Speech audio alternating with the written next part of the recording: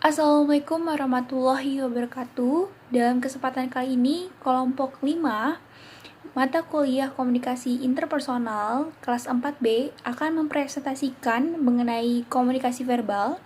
Anggotanya sendiri terdiri dari saya, Laili Belfra Putri, dan rekan saya, Nabila Indah Afifah. Untuk materinya sendiri dibagi menjadi 6 bagian. Yang pertama, bahasa melambangkan realitas. Yang kedua, bahasa mengungkapkan fakta dan kesimpulan. Yang ketiga, bahasa mengungkapkan denotasi dan konotasi. Yang keempat, bahasa bisa mengkritik dan memuji. Yang kelima, bahasa dapat mengaburkan perbedaan. Dan yang keenam, bahasa dapat mengkonfirmasi dan membatalkan konfirmasi. Bahas sedikit mengenai pengertian komunikasi verbal.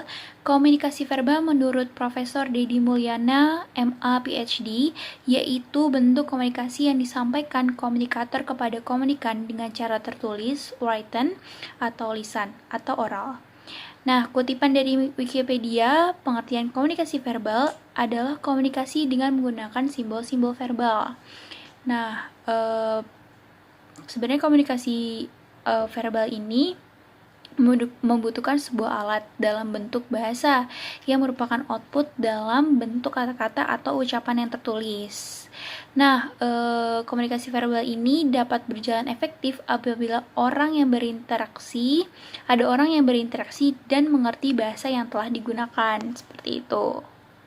Lanjut ke pembahasan yang pertama, yaitu bahasa melambangkan realitas. Pada bagian ini yang pertama dibahas yaitu mengenai orientasi intensional, kecenderungan untuk melihat orang, objek, dan peristiwa yang dibicarakan atau yang telah diberi label daripada melihat yang sebenarnya terjadi. Jadi contohnya misalkan ada seseorang yang ingin memberi produk elektronik, dia akan memikirkan produk yang populer misalkan. Contohnya produk tersebut misalkan Apple. Nah, tanpa mengetahui perangkat tersebut, dia langsung membelinya. Nah, itu dinamakan orientasi intensional, di mana dia mementingkan label yang pertama, lalu aktual yang kedua, atau melihat kejadian yang sebenarnya. Nah, cara mengatasinya dengan ekstensionalitas. Yang dimaksud dengan ekstensionalitas yaitu dengan memberikan perhatian utama kita pada manusia, benda, atau kejadian-kejadian dunia ini sesuai dengan apa yang kita lihat. Nah, dari contoh yang sebelumnya saya sebutkan, kalau ekstensional ini dia akan melihat itemnya dulu nih.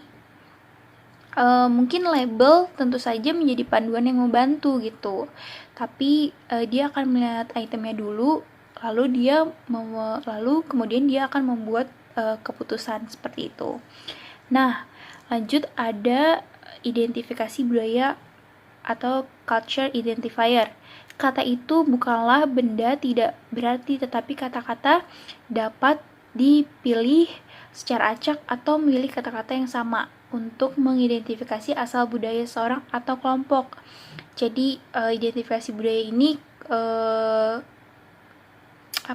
untuk mengidentifikasi identitas suatu kelompok atau seseorang.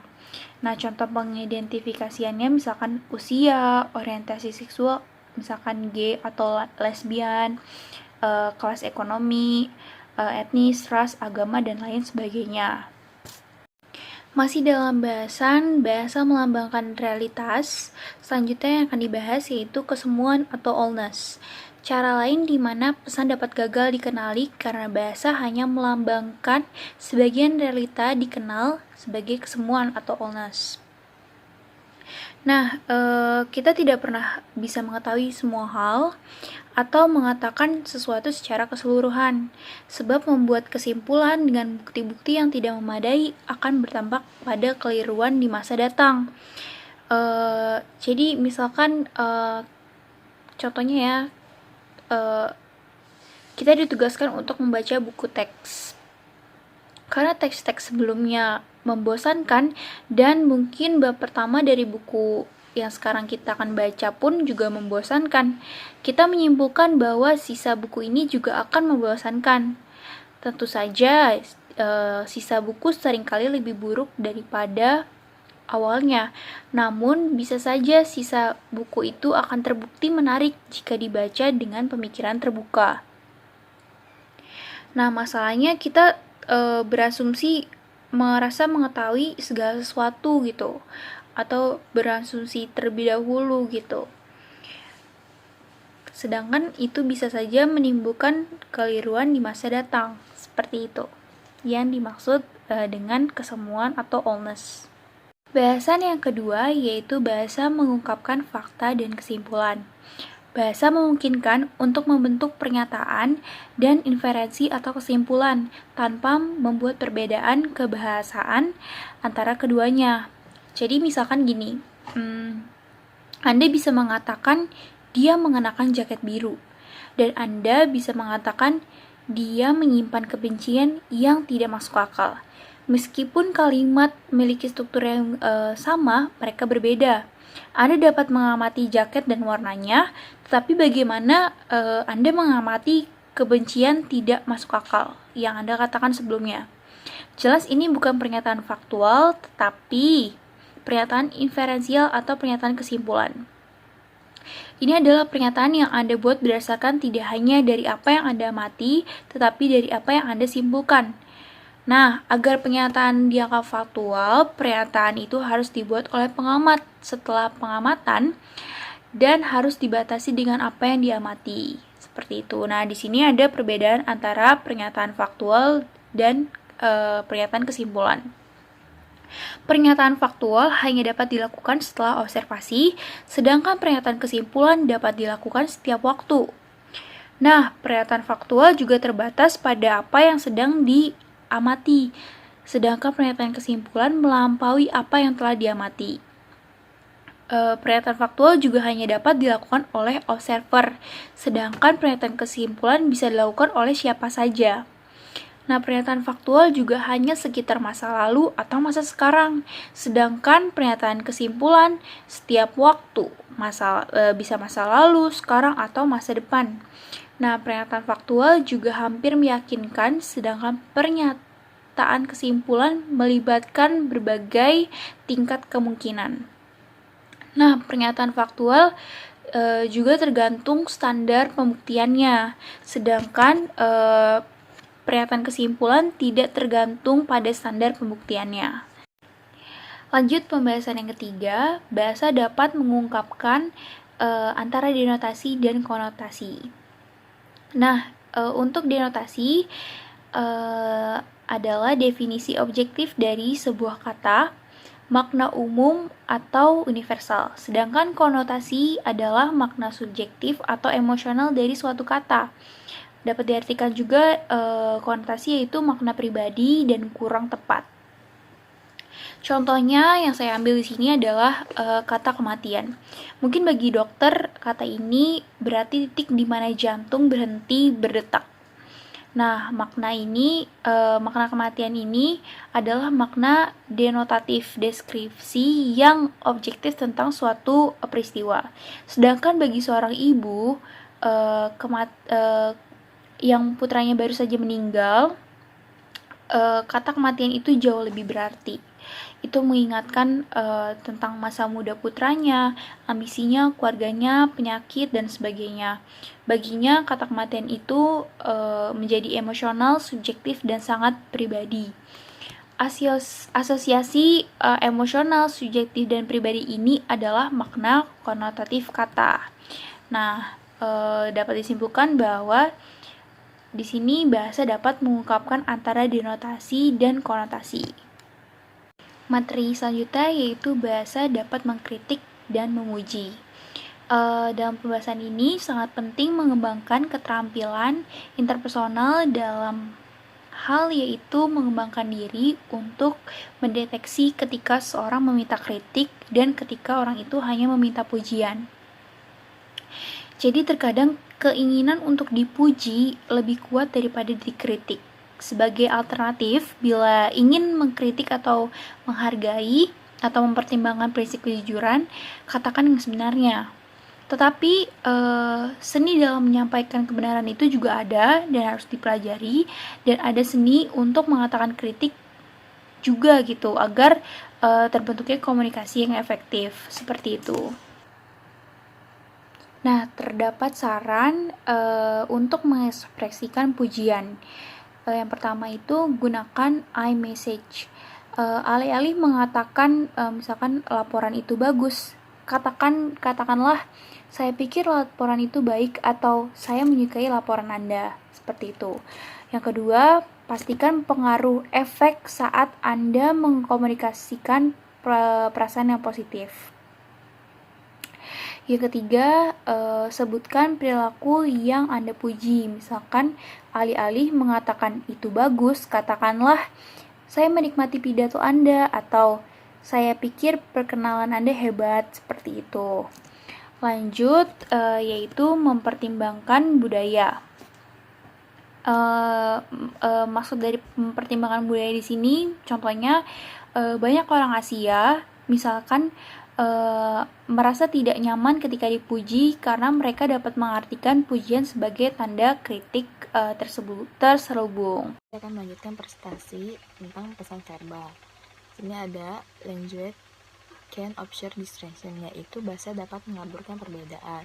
Mengaburkan di sini mengartikan bahwa sebuah bahasa dapat menyebabkan perbedaan yang dipahami antara satu kelompok dan kelompok lainnya berdasarkan misalnya budaya, ras, atau etnis, seperti itu. Nah, karena bahasa dapat mengaburkan perbedaan, jadi suka ada kesalahpahaman atau pemikiran-pemikiran ekstrim di dalam suatu bahasa tersebut. Misalnya di sini ada indiskriminasi, yaitu tidak pandang bulu. Maksudnya adalah indiskriminasi terjadi bila mengelompokkan hal-hal yang tidak sama ke dalam satu kelompok dan menganggap mereka berada dalam kelompok yang sama. Maksudnya adalah di sini suatu kelompok ini berpikiran kalau kelompok yang lain atau suatu pemahaman yang lain itu sama. Dia nggak berpikir dulu kalau nggak memahami dulu kelompok itu seperti apa. Misalnya di suatu budaya itu memiliki terlihat kebanyakan orang-orang bilang ini budaya ini kayak gini nih gitu, jadi dia seperti itu. Misalnya ada seseorang, dia melihat orang itu tidur, jadi dia bilang orang itu malas ya, orang itu bodoh ya, jorok ya, segitu. Padahal dia tidak tahu alasan orang tersebut seperti itu, jadi dia hanya langsung mengambil keputusan tanpa memikirkan seperti dahulu, seperti itu. Nah, misalnya contoh, dia sama seperti yang lainnya, malas, bodoh, dan jorok. Nah, padahal orang tersebut, orang yang ini tidak tahu kan dia itu seperti apa. Yang kedua, saya benar-benar tidak ingin etnis di Dewan Redaksi 1 sudah cukup. Nah, menurut dia etnis lain itu sama aja, nggak baik gitu, maksudnya kayak etnis dia itu yang paling bagus gitu, satu etnis sudah cukup lah, nggak usah etnis yang baru. Nanti kalau banyak etnis nanti banyak pendapat, banyak yang bisa menghancurkan suatu kayak suatu keputusan gitu. Nah, etnosentris adalah penilaian terhadap kebudayaan lain atas dasar nilai dan standar budaya tersendiri. Biasanya, orang-orang etnosentris ini menilai kelompok lain relatif terhadap kelompok atau kebudayaannya sendiri, khususnya bila berkaitan dengan bahasa, perilaku, dan agama. Nah, jadi budaya etnosentris ini menilai kalau kelompok lain itu biasa aja gitu. Yang lebih bagus nih budaya saya dibandingkan kelompok lain. Misalnya bahasa saya lebih bagus gitu, perilaku saya lebih bagus dibandingkan budayanya mereka gitu. Nah, misalnya jika kita orang, misalnya kita budayanya A, nah orang lain budayanya B, dan ada budaya C. Nah, kita biasanya memiliki tingkat etnosentris yang berbeda. Misalnya gini, budaya A saya, budaya B misalnya di daerah yang mewah, daerah-daerah yang elit, dan budaya C itu daerah yang lebih rendah dibandingkan budaya B. Nah, jadi saya sebagai budaya A menganggap budaya B itu bagus, keren gitu. kayak wah dia berwibawa, makanya saya memiliki tingkat etnosentris yang rendah ketika berhadapan dengan budaya B. Tapi sebaliknya, ketika saya berhadapan dengan budaya C, saya memiliki tingkat etnosentris yang tinggi, karena saya menganggap budaya saya dengan budaya saya itu lebih tinggi dibanding budaya C, seperti itu. Baik, selanjutnya ada polarisasi. Polarisasi adalah kecenderungan untuk memandang dunia dan menggambarkannya dalam bentuk yang ekstrim. Kebanyakan orang ada pada situasi antara baik dan buruk, pintar dan bodoh. Jadi masalah gini, misalnya kita lagi mengadakan suatu rapat besar, gitu ya. Pasti di suatu rapat ada yang menjelaskannya dong, presentasi gitu. Nah, sebelum kita mendengarkan dengan sampai selesai nih presentasi tersebut, kita berpikir bahwa orang yang sedang presentasi seperti ini nih, kayak yang presentasi tuh pasti gini gitu, baik itu negatif atau buruk ya, negatif maupun positif gitu. Tapi setelah kita mendengarkan sampai selesai presentasi tersebut, kita berubah pandangan terhadap presentasi tersebut. Wah, ternyata dia nggak seperti yang saya pikirkan ya. Terus lalu waktu itu gimana gitu. Jadi setelah mendengarkan presentasi tersebut, kita menjadi berada di situasi antara benar atau salah sih ini sebenarnya gitu. Jadi polarisasi itu betul. Jadi dapat disimpulkan, polarisasi adalah kecenderungan suatu kelompok diskusi dalam mengambil suatu keputusan hingga merubah pandangan dan sikap anggota kelompok tersebut terhadap kelompok lain. Nah, selanjutnya ada evaluasi statis. Evaluasi statis ini adalah kecenderungan untuk tetap menilai buruk atau jelek seseorang meskipun keadaan sudah berubah, tetap dianggap tidak berubah atau statis. Misalnya gini, kita mempunyai teman baru nih, misalnya si A. Nah, ketika pertama kita bertemu dengan si A ini, dia itu memiliki sifat yang kurang baik, misalnya suka tidur mulu. Nah, gitu kan. Nah, namun setelah kita sudah tidak bertemu lama nih, kita bertemu lagi sama dia. Nah, pasti kita menganggap ini orangnya suka tidur nih si A ini gitu. Jadi evaluasi statis itu adalah kecenderungan untuk tetap menilai buruk atau jelek seseorang meskipun keadaan sudah berubah gitu. Dan itu tidak bisa selalu negatif ya, bisa positif mulu gitu. Jadi jika pada saat pertama komunikan menganggap komunikatornya tidak memiliki sesuatu hal yang baik, maka tanggapan dia akan terus berkelanjutan gitu. Confirm and disconfirm, maksudnya bahasa dapat dikonfirmasi dan diskonfirmasi. Apa sih konfirmasi itu? Konfirmasi adalah Anda tidak hanya mengakui keberadaan orang lain, tetapi menunjukkan penerimaan Anda orang tersebut. Jadi bahasa itu dapat mengartikan sebagai konfirmasi. Jadi kita menerima lawan bicara kita dengan baik. Tapi sebaliknya, diskonfirmasi yaitu sebuah pola di mana Anda mengabaikan kehadiran seseorang dalam komunikasi. Jadi bahasa juga dapat diartikan sebagai diskonfirmasi. Jadi kita menganggap kita tidak menerima kehadiran dia gitu, seperti itu. Nah, jadi dalam bahasa language can be confirm and disconfirm ini ada berbicara dalam suasana duka. Berduka merupakan hal yang pasti dialami oleh semua orang. Penyebabnya dapat berupa sakit, putus cinta, kehilangan kemampuan fisik atau mental, kehilangan materi. Misalnya, oleh karena itu, kita sebagai pendengar harus memperhatikan beberapa hal untuk berbicara dengan seseorang yang sedang berduka. Jadi, ketika kita sedang menghadapi teman kita yang sedang berduka, itu ada tata caranya. Pertama, jangan mencoba memaksa orang untuk berbicara tentang perasaan yang dia mungkin belum siap untuk berbagi. Jadi, misalnya teman kita lagi putus cinta nih, kita tidak tahu apa sih alasan dia putus dengan pacar itu. Nah, kita nggak boleh maksa, cerita dong kamu kenapa putus sama dia, maksa banget. Kita tidak boleh seperti itu kepada teman kita. Jadi menganggap teman kita itu, kok kamu maksa banget, aku nggak mau, ini privasi aku nggak mau cerita gitu, nanti aja mungkin ada waktu lain, seperti itu. Yang kedua, jangan berasumsi bahwa kamu mengerti perasaannya. Jadi maksudnya, misalnya kamu putus cinta, teman kita lagi putus cinta, kamu ya elah, wajar kali putus cinta, ya udah sih, ya lebay amat gitu. Nah, tapi tidak boleh. Gue juga misalnya gini, ya elah, wajar kali putus cinta, gue juga pernah merasakan kayak gitu, ya udah move on aja. Nah, jadi kita berusaha berasumsi bahwa kita tuh mengerti perasaannya. Iya sih memang, tapi seseorang yang dalam suasana duka itu tidak membutuhkan nasihat yang seperti itu, menganggap ih kok dia kayak gitu ya gitu. Kayak jadi kita, teman yang sedang berduka itu memerlukan pendengar yang baik, bukan nasihat yang seperti itu. Selanjutnya adalah jangan mencoba memaksakan kehadiran Anda pada seseorang yang dilanda kesedihan. Misalnya teman kita lagi sedih nih, entah itu putus cinta atau yang lainnya. Nah, dia cerita sama kita lewat misalnya via WhatsApp gitu. Gue lagi sedih nih, gue lagi sedih gini. Nah, terus kita mencoba, yaudah gue ke rumah lu ya, gue coba dateng gitu.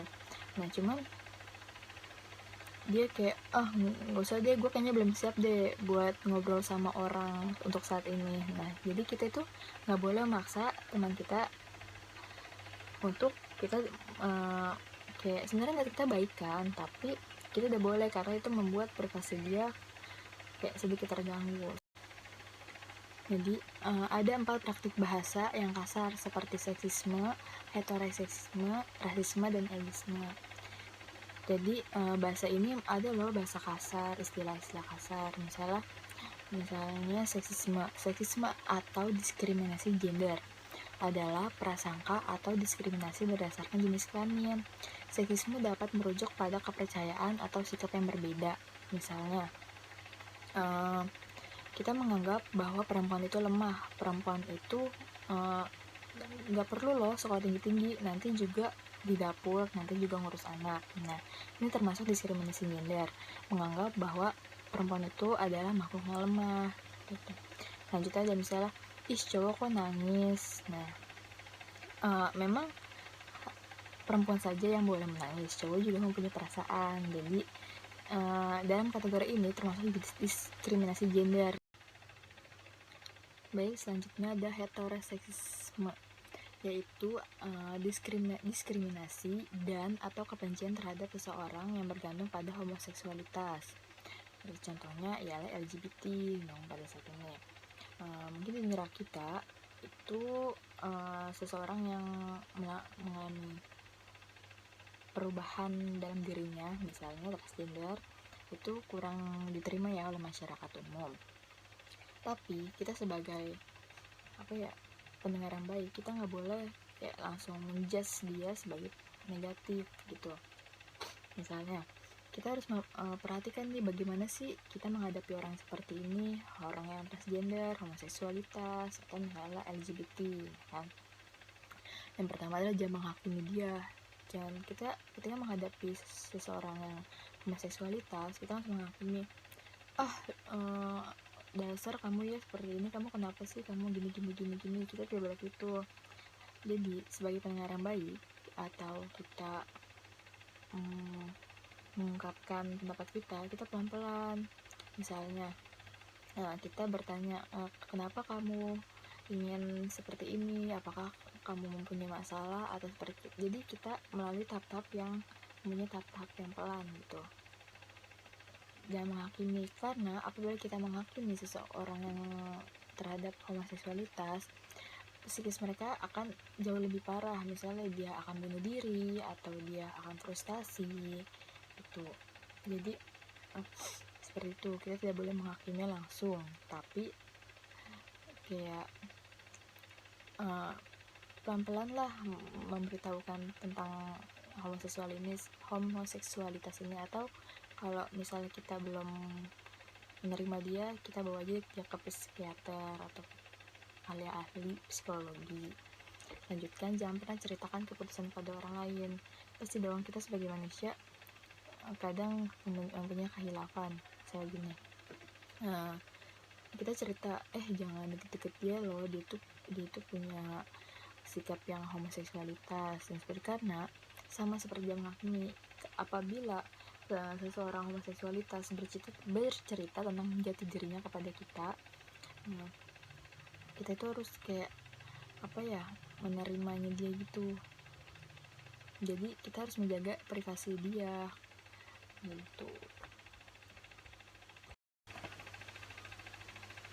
Selanjutnya ada rasisme. Rasisme adalah suatu sistem kepercayaan atau doktrin yang menyatakan bahwa perbedaan biologis yang melekat pada ras manusia menentukan pencapaian budaya atau individu, bahwa suatu ras tertentu lebih superior dan memiliki hak untuk mengatur ras yang lain. Misalnya ras A menganggap bahwa ras mereka itu lebih baik daripada ras yang lain, jadi mereka melakukan pelecehan atau intimidasi terhadap ras yang lain. Jadi kenapa sih kita ada rasisme?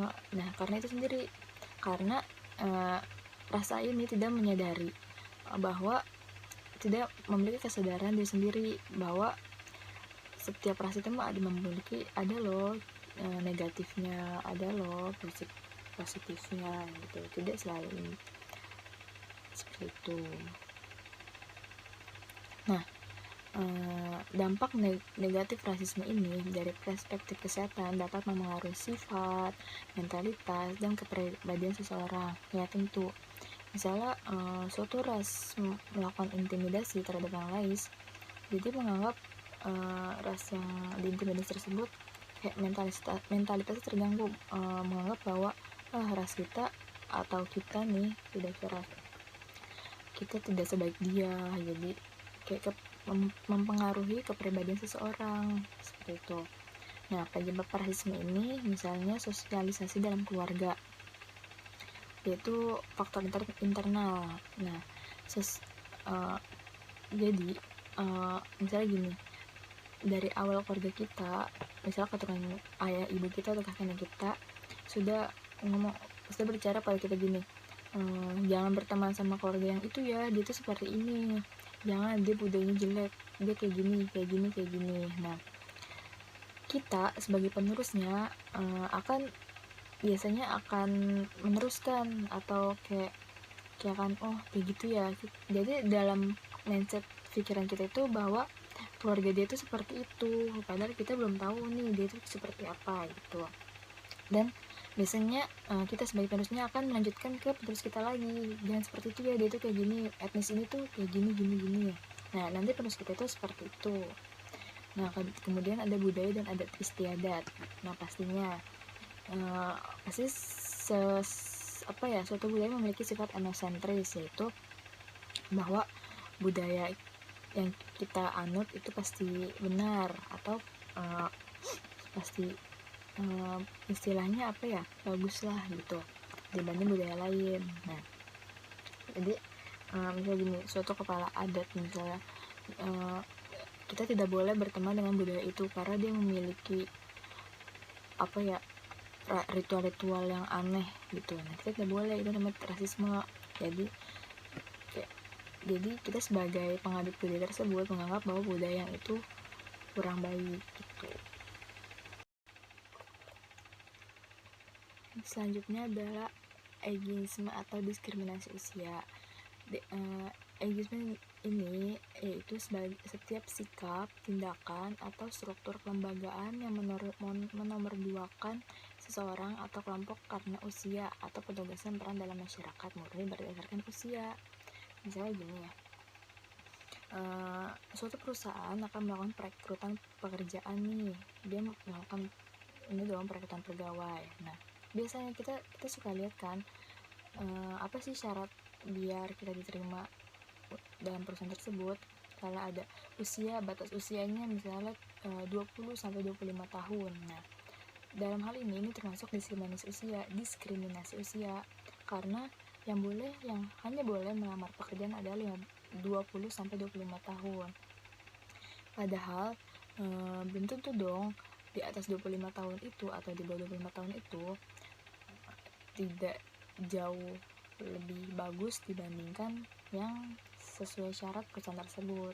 Nah, Jadi misalnya gini, ada contoh lain, misalnya remaja itu pasti memiliki sifat yang egois dan tidak dapat diandalkan. Nah, pasti kita dari masyarakat, remaja mah maunya enaknya aja, maunya nggak mau kerja, nggak mau gini. Nah, itu termasuk diskriminasi usia. Atau juga misalnya seseorang yang lanjut usia, misalnya kakek atau nenek kita beranggapan bahwa kakek itu mah pelupa, pasti lupa, nggak bisa, orangnya kalau kerja lama gitu. Itu termasuk diskriminasi usia. Terima kasih penjelasan dari saya. Kurang lebihnya mohon maaf. Wassalamualaikum warahmatullahi wabarakatuh.